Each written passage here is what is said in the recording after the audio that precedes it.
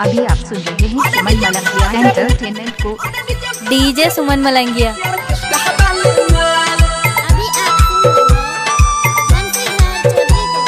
उठबा के उठलाली पर मुर्गा भेलै हलाल, छौड़िया के उठलाली पर मुर्गा भेलै हलाल।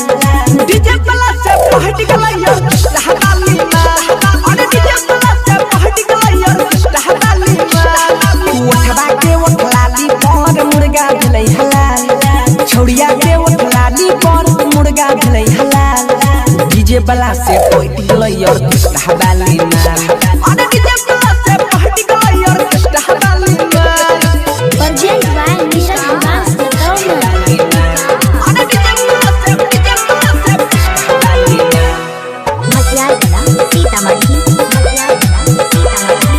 न चले आयल रहे छौरी बंगाल से, बच के न जैते डीजे वाला के चाल से रे। न चले आयल रहे छौरी बंगाल से, बच के न जैते डीजे वाला के जाल से।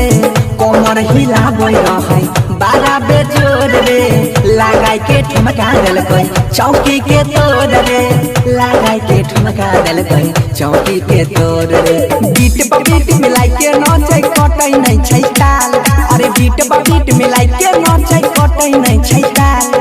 डीजे वाला से पहट गेलै यार हलाली माल, अरे डीजे वाला से पहट गेलै यार हलाली माल। क्या नाम है आपका? Suman Malangiya, Suman Malangiya. Digital audio recording studio Urgent by Neeraj Diwansh Lucknow. गाली गुलाबी पर नैनु नसीला, लगबै छै ठुमा गाता हिल जाइ छै जिला रे। गाली गुलाबी पर नैनु नसीला, लगबै छै ठुमा गाता हिल जाइ छै जिला। बाजै छै गाना चमकै ले जगा लाइट, चढ़ल जाबानी पर बॉडी छै टाइट। देखी के बूढ़ा कहबै सुसाल, बनसी धर गौरव के बिगाड़ देलकै हाल, अजया नीरजबो के बिगाड़ देलकै हाल।